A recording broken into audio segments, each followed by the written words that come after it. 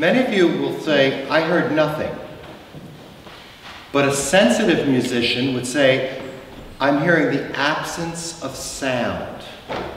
Today's recital is about the dance or the play between sound and silence. Of course, we live in a world where we don't want silence, but in the silence is where the brilliance of life is, where the contemplation is, where we get greater thoughts. Now, before music is music, it is in fact sound. We decide when a sound is music and when it's simply a sound or noise. Remember your parents said, turn off that noise? I'm listening to my song. You remember that? So, what do musicians have at their disposal to make music? 7 notes, or I'm going to say 8 because I wanted to finish out. 7 notes of a diatonic scale, otherwise known to most of us as in Western music as a major scale. Sounds like this. That's what they have to work with in Western music. We can also subdivide those 7, 8 pitches into 12 even half steps, which sound like this.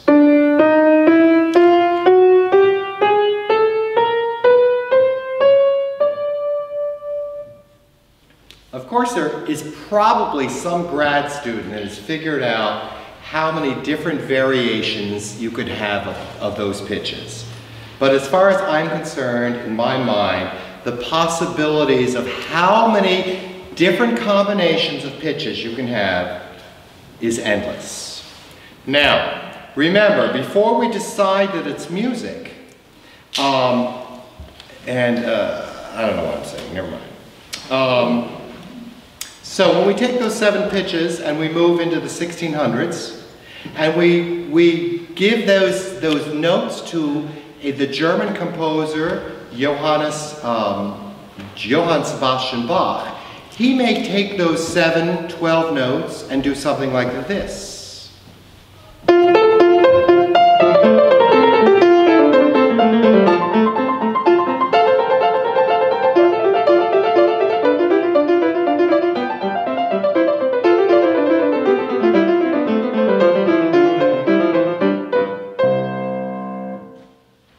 Now, maybe 50, 60 years later, the Austrian composer, Wolfgang Amadeus Mozart, will take those 12 pitches and he will do something different, more classical.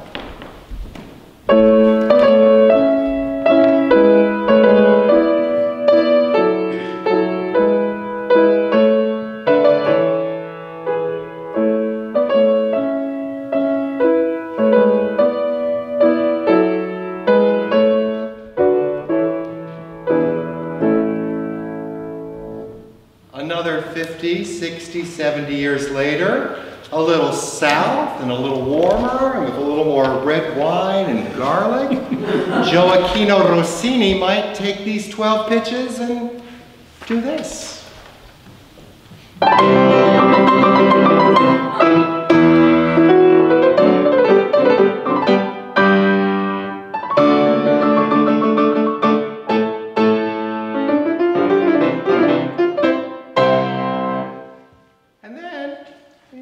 Wander into the 20th century, maybe New York City, maybe a Russian Jewish person coming to New York City trying to make a new world and trying to invent a new sound, and you might hear something like this come out of those 12 pitches.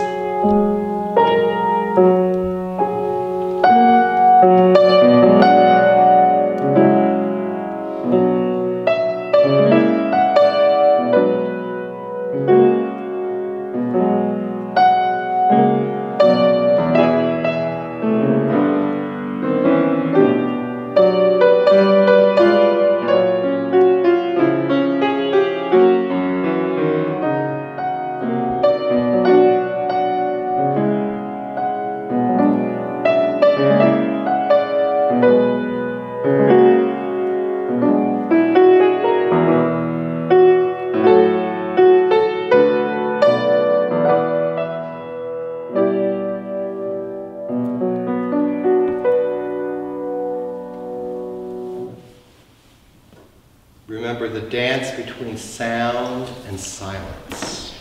So I often have people go, they don't do it anymore, but they say, oh, you sing weddings? I'm like, yeah, I have to make a living.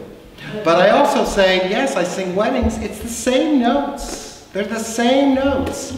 It's just a different flavor. It's just a different flavor. And being a musician, I sing all the notes. So today we're going to listen to music from the late Renaissance, the Baroque, and the early classical composers. Mostly Italian, maybe a little Austrian also. Now, I wanted to tell you, I used to have a student, and I won't tell you his name. Let's just call him Jim. And Jim was a grown-up, and Jim was a fabulous guy. And he loved to perform.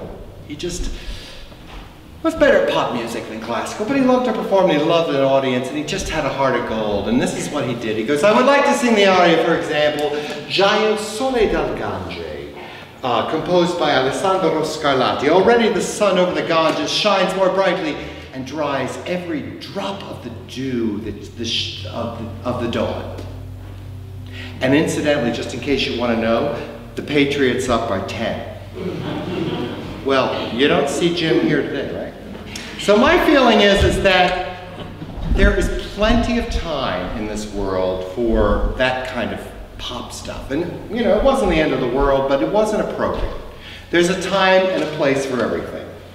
And you might have heard about this, but this summer at the very intimate Mitzi Newhouse Theater at the Vivian Beaumont, in the Vivian Beaumont building at Lincoln Center, the fabulous Broadway and television and film actress Patti LuPone was doing a show, a straight play called Show of Days. And towards the end of Act 1, she had noticed that a woman was sitting sort of in the front row, texting the entire time. Now, if you know Patti and love her like I do, she doesn't put up with stuff. And she was fuming. And as she walked off the stage, she grabbed the woman's cell phone and left the stage. It made basically international news. How dare she do it? And she thought, this is really making me think whether I want to stay involved in theater or not. So I really feel that cell phones are going to find their home, but they haven't found their home now because they're still our toys. I was talking to David, and I was talking to the students. I remember a time when I went to restaurants, fancy and not so fancy, people all around me smoked. And you know, young people probably don't even realize that. You had smoke everywhere. Airplanes, you could sit in the non-smoking section of an airplane, but where's that air smoke going?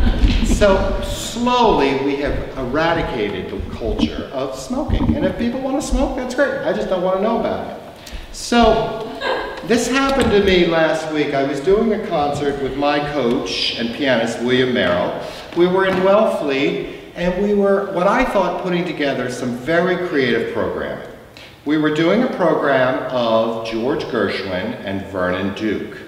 And Bill was finishing out American in Paris, which is a beautiful ballet, and I was going to segue into Vernon Duke's April in Paris, which we thought was a really nice transition, especially knowing the two. And I came out, and I think I sing April in Paris pretty damn well.